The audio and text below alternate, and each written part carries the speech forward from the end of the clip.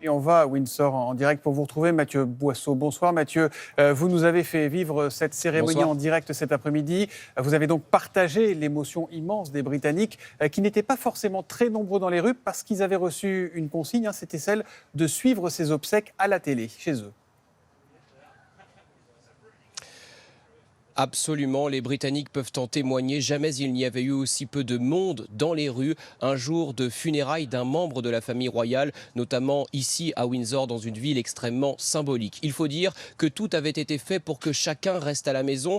La retransmission complète à la télévision, la liste des textes religieux publiés dès ce matin dans les journaux et le registre de condoléances disponible sur Internet. Alors il y avait forcément du regret et de la déception chez les Britanniques que nous avons pu rencontrer, de devoir rester à distance. Mais cet hommage, il a eu lieu malgré tout à travers le Royaume-Uni et les pays du Commonwealth. Un reportage réalisé par Emmanuel Lagarde, Élodie Delevoye et Charline Madini.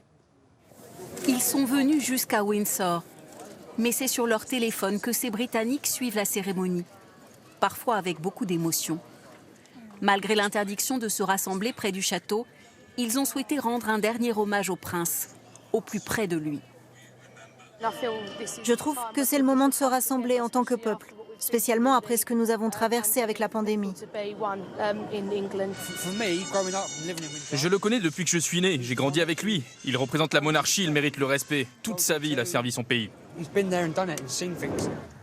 Sur les bords de la Tamise, un coup de canon marque le début d'une minute de silence.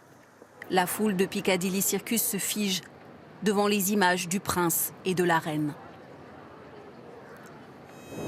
En Écosse, le son de la cornemuse souligne l'hommage des élèves de l'école où le prince Philippe a forgé son caractère de combattant. Ce n'est pas seulement un pays qui est en deuil, mais tout le Commonwealth, cette communauté de nations issues de l'ancien empire britannique.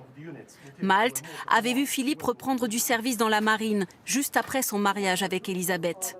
Le couple vécut ici ses années les plus heureuses. À Gibraltar, les résidents venus signer le registre de condoléances se souviennent de ce prince qui a tant œuvré pour l'unité du Commonwealth.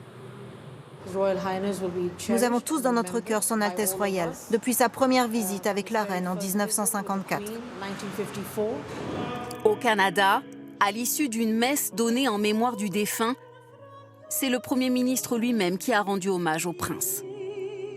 Il s'est dévoué toute sa vie pour servir les peuples du Commonwealth. À l'autre bout du globe, sur les îles Malouines, le même souvenir d'un homme dévoué. Tout au long de sa vie, le prince Philippe aura visité 143 pays à travers le monde.